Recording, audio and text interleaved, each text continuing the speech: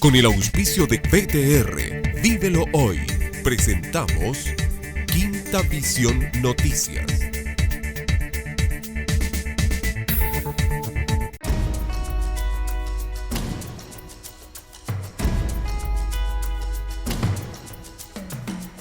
Te quiero grande, te quiero nuestro.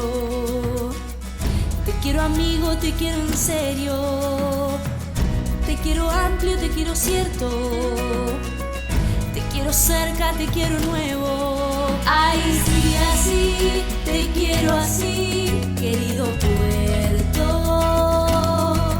Tu playa ancha, tus bicolores, tus grandes cerros. Te quiero así, te quiero así.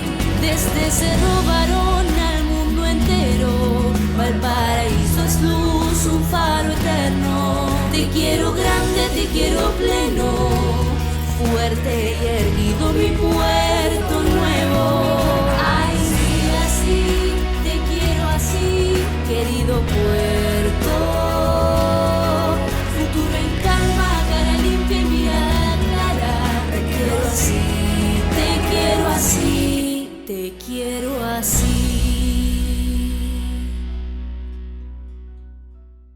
Hoy en Hogar Mejor. Subiendo la calidad de tu vivienda. Gracias al techo recién arreglado, no hay filtraciones, sino filtros. Con el nuevo aislamiento térmico, doña Silvia anda de lo más acompañada. Llegando, saliendo. Con el programa Hogar Mejor de Minbu, postula para obtener mejoras en viviendas. Y vive con orgullo el hogar de tu vida. Infórmate en minbu.cl. Chile en Marcha, Ministerio de Vivienda y Urbanismo, Gobierno de Chile.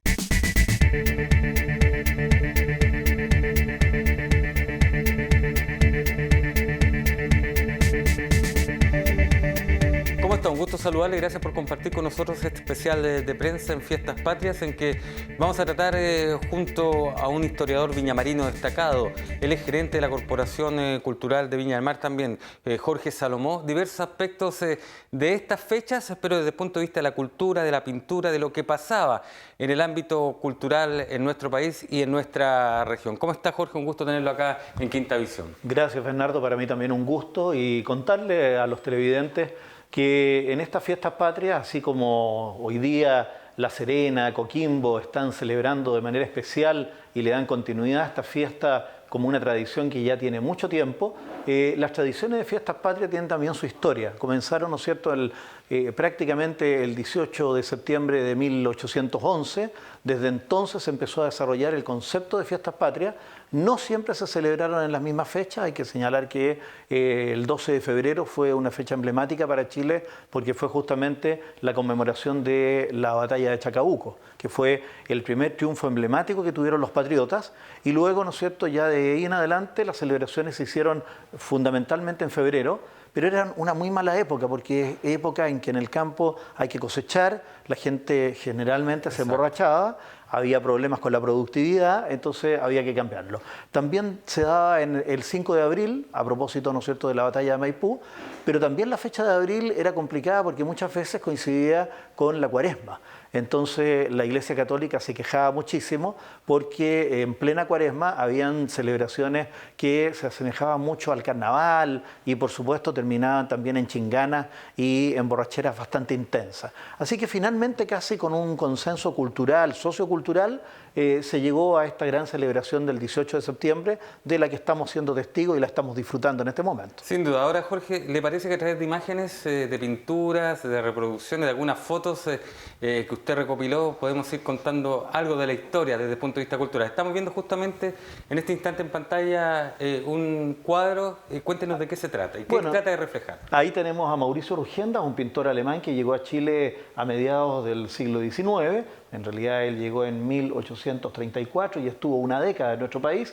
Se enamoró de una mujer maulina que estaba casada con don Ernesto Guti, que así que tuvo que salir rápidamente escapando desde Valparaíso. El cuadro del escape está en el Museo de Bellas Artes de Valparaíso, pero este particularmente es muy significativo porque es el guaso y la lavandera. Perfecto. Y si la gente, los televidentes, se preocupan de observar lo que corresponde al estribo, ese es el famoso estribo que se conoce como estribo Rugendas, que es un estribo especial muy singular de la cultura chilena, que se usa en la región maulina, y que lo encontramos en muchos museos como una de las características del campo chileno. Así que estribo rugiendas para iniciar Además, esta visión Jorge, a nuestras costumbres. Disculpe, el guaso está ambientado en lo que era la época. Esa era la vestimenta que nos encontramos en aquellos años 1810 aproximadamente, cuando comienza esta celebración de fiestas patrias. Aquí estamos hablando más o menos de una pintura del 1840, pero sí corresponde a la época, el guaso maulino con su bonete, el sombrero característico, que es distinto al alerón mexicano, que es mucho más grande. Este es más levantadito y un poquito más achaparrado.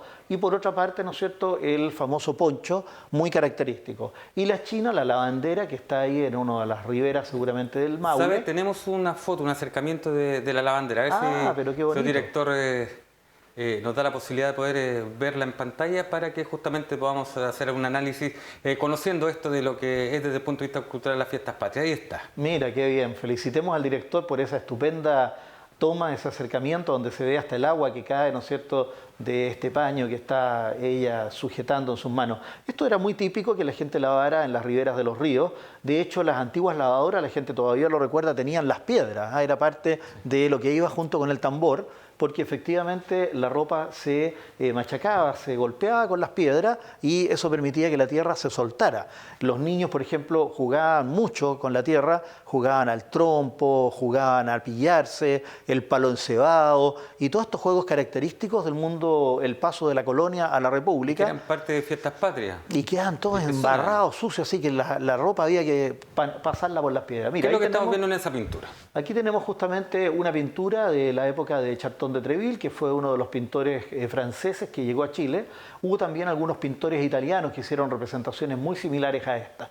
Son las fiestas que se comenzaron a hacer en Chile, en la zona, ¿no es cierto?, que tradicionalmente ahora se hace la parada militar. Este es el sector donde se celebraban ya a mediados del siglo XIX grandes fiestas a la chilena. Habían carreras, habían domaduras, habían también juegos donde los varones saltaban para tomar algún elemento con vino que le colocaban en altura. Y sabes, Jorge, hay cosas que denotan, por ejemplo, que no se han perdido en la tradición. Hay cartel que dice "Viva Chile, se vende chicha valla". Chicha valla, ahí está la chicha valla, era muy, muy característica. Eran, ¿no es cierto?, estas chichas que tenían ya 6 meses, por lo tanto era chicha muy dulce. La chicha de la primera época era la que salía en el tiempo, ¿no es cierto?, de la vendimia, y ya la chicha del 18 de septiembre tomaba este carácter muy dulzón porque tenía un alto contenido de azúcar. Así que la chicha valla es una muy buena visión que tú estás haciendo de este cuadro de mediados del siglo XIX. Además que es un pintor extranjero que de esa forma reflejaba y veía lo que se está viendo en nuestro país. Bueno, nos miraron mucho los extranjeros. Mauricio Rugienda, Charton de Treville, fue la mirada de los artistas extranjeros. Ahí tenemos otra pintura. Y también de un extranjero. Se trata de Claude Gué, un naturalista francés que llegó a Chile, que trabajó en algún momento en la fisonomía chilena junto con Mauricio Rugienda. Y aquí tenemos justamente algunas de estas ilustraciones de los guasos que iban, ¿no es cierto?, a estos lugares. Ahí el origen de lo que conocemos como la ramada. La enramada, como le llamaban en el campo, porque tomaban, ¿no es cierto?, las maderas, los palos para poner lo que serían, ¿no es cierto?, los pies derechos, y después de tener armados los pies derechos, una vez que ya armaban esta especie de rectángulo, le tiraban encima a algunos elementos para producir sombra, fundamentalmente para poder estar adentro también y tener, ¿no es cierto?, un refugio. Y también por si llovía, en esa época llovía más que ahora, y evidentemente era necesario, sobre todo en el mes de septiembre, tener un cobertizo. Así que ahí viene entonces lo que hoy se conoce como ramada. Ahí viene la ramada. Y ahí tenemos este cuadro, Este famoso, es emblemático, Manuel Antonio Caro, uno de los grandes pintores chilenos. Manuel Antonio Caro viene a ser considerado como uno de los primeros pintores chilenos propiamente tal. Exacto. Si te fijas, hemos hablado de Rugienda, de Claude Gué, de Charton de Treville. Ahora ya hablamos de Manuel Antonio Caro y entramos en la pintura chilena, que va a representar parte de nuestras costumbres. Y relacionado con esto de las fiestas patrias.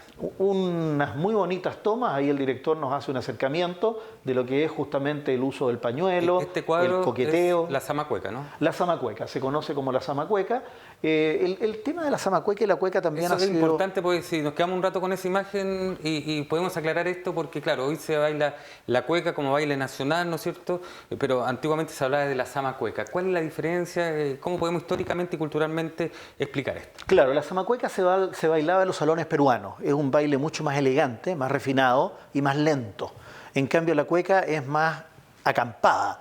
El guaso hace el papel del gallo, la mujer el papel de la gallina, y hay un perseguirse, hay un jugar que tiene mucho más de lo que es el tema, ¿no es cierto?, de las tradiciones campesinas, y por lo tanto la búsqueda de estas aves que juegan distinto a lo que pasa en el salón peruano. Entonces la zamacueca se mantuvo en Chile hasta aproximadamente 1880.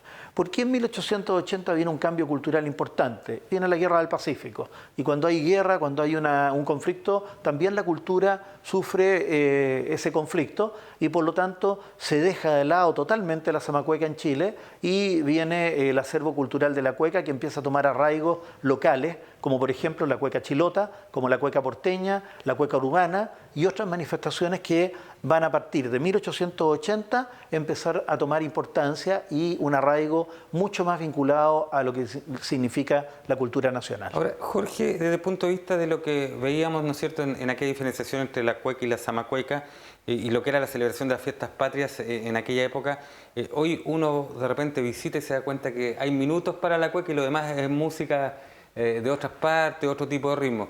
¿Sería igual en aquel tiempo o era exclusivo de cueca o también había otro tipo de ritmos? Mira, lo que se bailaba mucho era el corrido mexicano y la música mexicana. En realidad esa tradición se sigue dando en el sur de Chile y si tú vas a ver fiestas patrias, por ejemplo, en zonas de campo de Chile, desde Talca, Linares, Curicó y después ni hablar Chillán, y si te vas a Chiloé, el corrido mexicano todavía tiene mucha fuerza. Entonces ahí hubo mucho arraigo de Centroamérica que llegó hasta Chile y después se popularizó mucho más con la radio. Una vez que entra la radio en los años 30, la existencia de radiotelefonía implicó que la gente incorporara no solo la música en vivo, cuando había música en vivo era música fundamentalmente chilena y algunas de estas canciones más tradicionales de Centroamérica. Perfecto. Pero ya con la radio esto empezó a tomar mucha fuerza y se mexicanizó nuestra cultura. Sigamos viendo imágenes, ¿le Claro, por parece? supuesto. Describiendo lo que pasa. Ahí tenemos otra ramada más, pero este es un cuadro también importante. Claro, ahí tenemos también una de las ilustraciones de Claude Gué, este artista, la gente a veces lo conoce también como Claudio Gay, porque el nombre es ese, ¿no es cierto?, cuando se escribe, y vemos justamente cómo está una pareja allí bailando, elevando sus pañuelos en el primer plano. Vemos arpa, por ejemplo. El arpa, que es muy característica, que le pone un sonido, ¿no es cierto?, y por supuesto la guitarra. Entonces está el sonido, está el arpa, está la percusión, está la guitarra, está la bandera de Chile, y vienen los caballeros a participar de esta fiesta.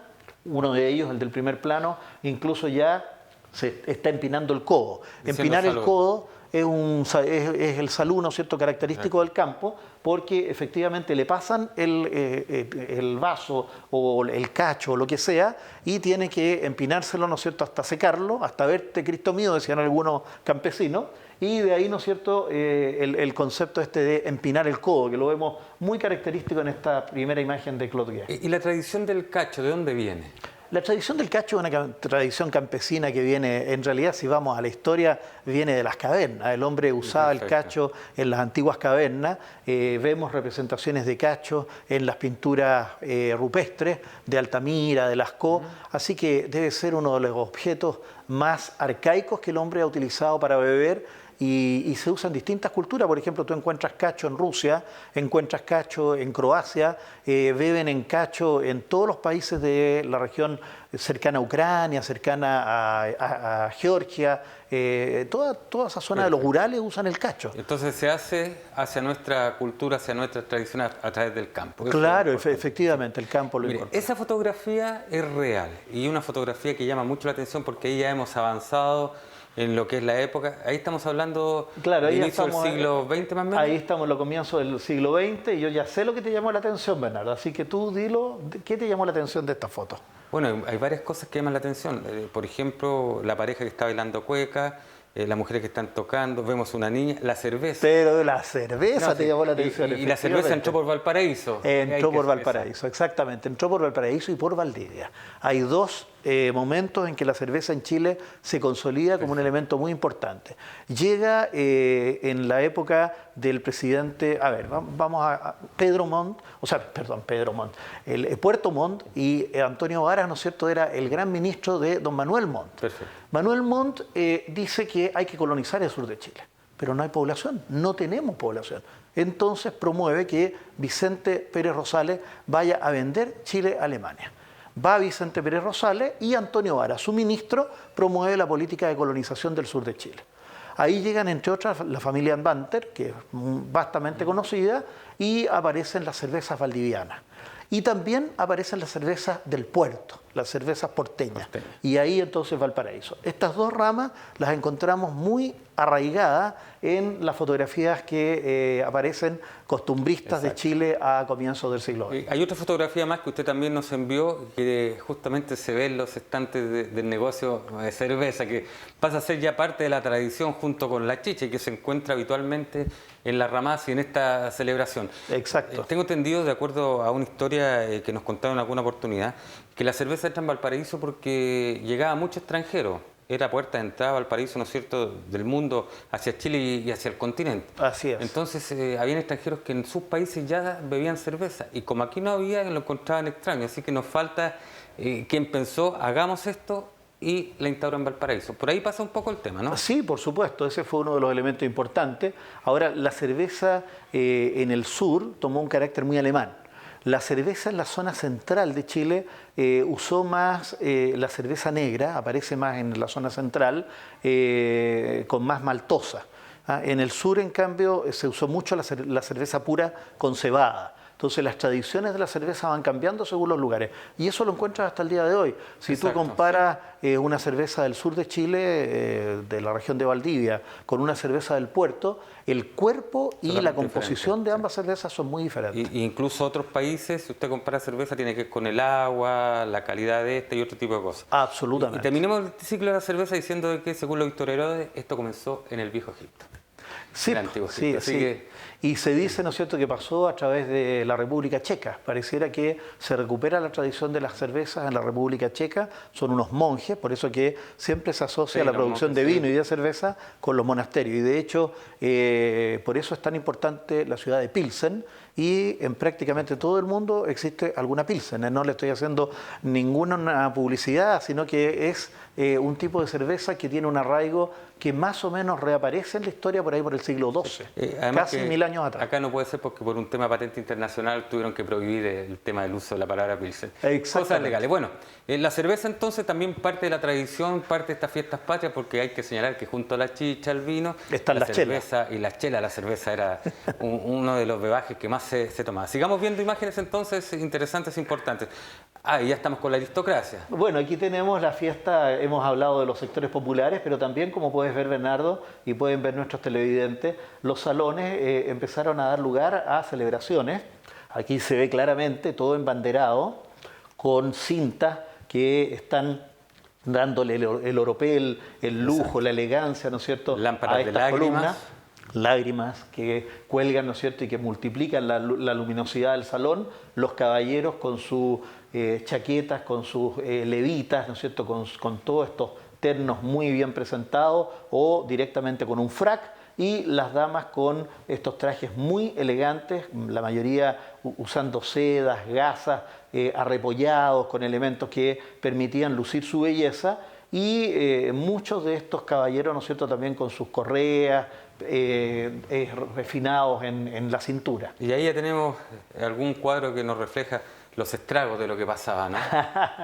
Aquí estamos en las pinturas populares. Esto, de hecho, es Arturo Gordon, uno de los artistas que además fundó la Escuela de Bellas Artes de Viña del Mar. Arturo Gordon hizo una serie de representaciones populares de la historia cotidiana chilena, y ahí lo vemos en esta representación de una escena campestre, la escena campesina, donde está la mujer con la guitarra, están los caballeros que ya se ve, ¿no es cierto?, que han empezado a gozar de la fiesta y están perdiendo un poquito el control de lo que está pasando. Detrás una señora que está tratando de ordenar un poco la cosa. El fogón ahí y el fogón, el brasero en primer plano, que es una de las características, y por el fondo fondo por ahí se ve un jarrón. Sí. Se usaban mucho también las damajuanas. Acuérdate que hubo un tiempo en que el chuico, la damajuana eran parte, ¿no es cierto?, de lo que se llevaba hasta el comedor. Generalmente el chuico era de 5 litros y hasta 20 litros y por lo tanto no era muy cómodo para poder usarlo, entonces se vaciaba en una jarra y esa era la jarra que servía para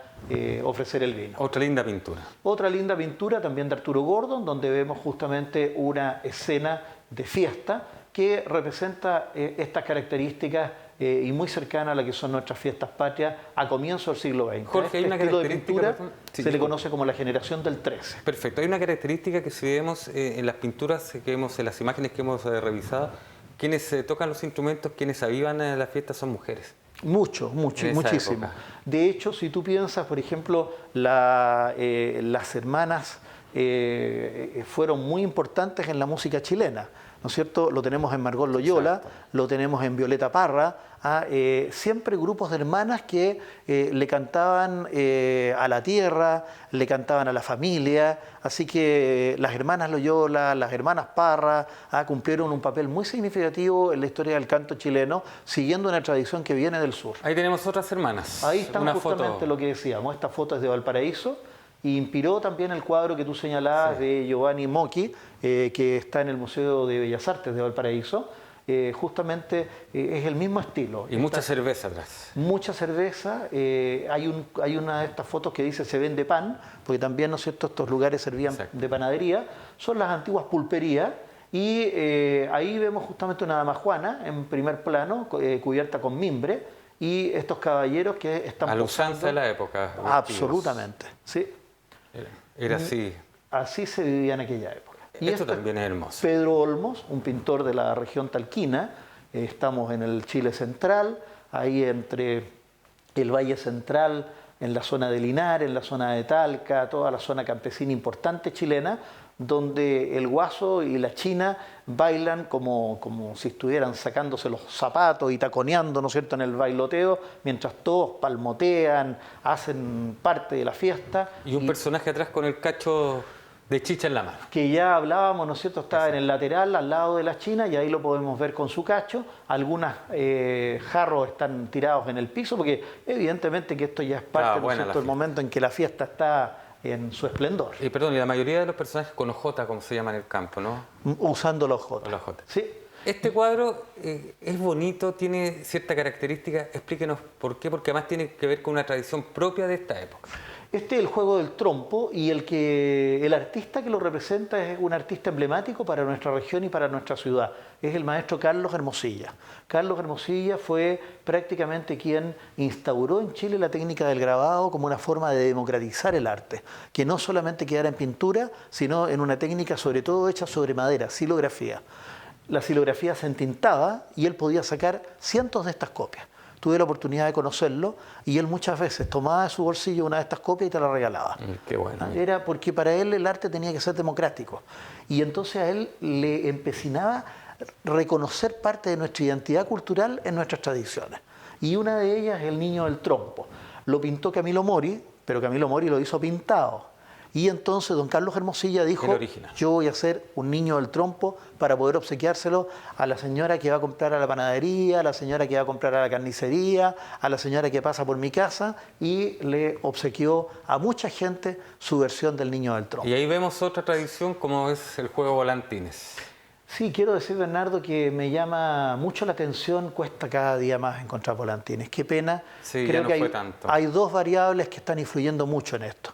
Una es el celular y esta cosa de que los niños y los lolos están mirando mucho más la pantalla que lo que pasa, ¿no es cierto?, en el ambiente, y otro los cables eléctricos que invaden la ciudad, claro, y prácticamente impiden que se pueda hacer uso de estos volantines. La pintura anterior era de Nemesio Antunes, y aquí tenemos otra versión de Nemesio en una cama porteña. Te la traje para que los televidentes la disfruten, porque es como una versión de los volantines, pero convertidos en una gran playa con las colinas porteñas, con el sol de la puesta, de la salida del sol en este caso, pero también un poco el juego de la persona que está bajo el cubrecama. Que se nota la cabeza, ¿no es cierto?, parte del pelo negro en lo blanco, que vendría a ser la almohada. Exacto, entonces esta es la dualidad con la que juega Nemesio Antunes en este tipo de pintura que algunos denominan surrealista. ¿Y esta Aquí Carmen Silva.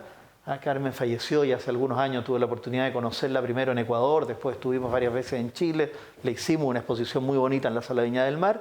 Y aquí otra tradición que es muy propia nuestra, que son los vendedores de globos, que se dan mucho también en esta época de las fiestas patrias. Un cuadro de 1989 de una gran artista chilena como fue Carmen Silva, representando al vendedor de globos que está en la plaza, está en el Parque Forestal, está en todos los lugares donde hay niños y quieren disfrutar. Ahora, esto yo lo dejé para el final porque son las dos últimas imágenes.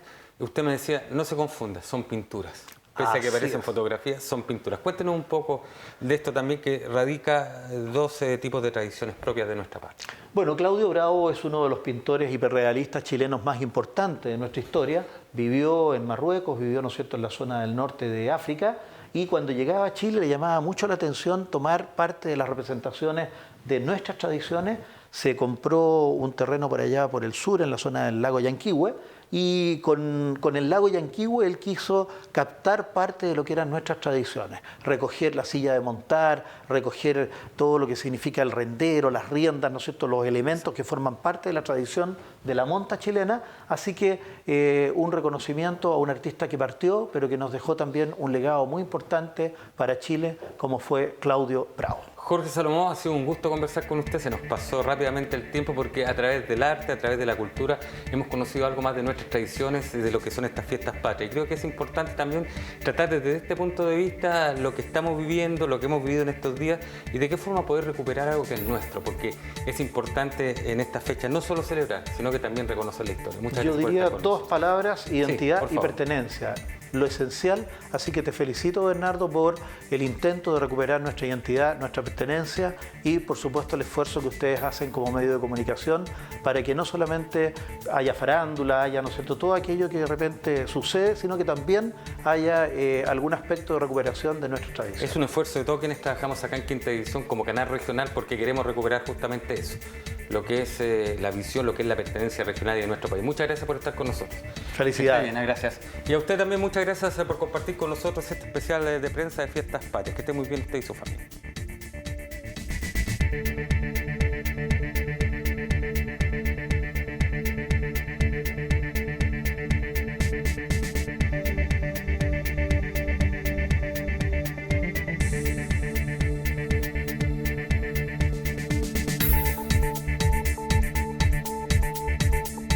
Con el auspicio de PTR, Vívelo Hoy, hemos presentado Quinta Visión Noticias.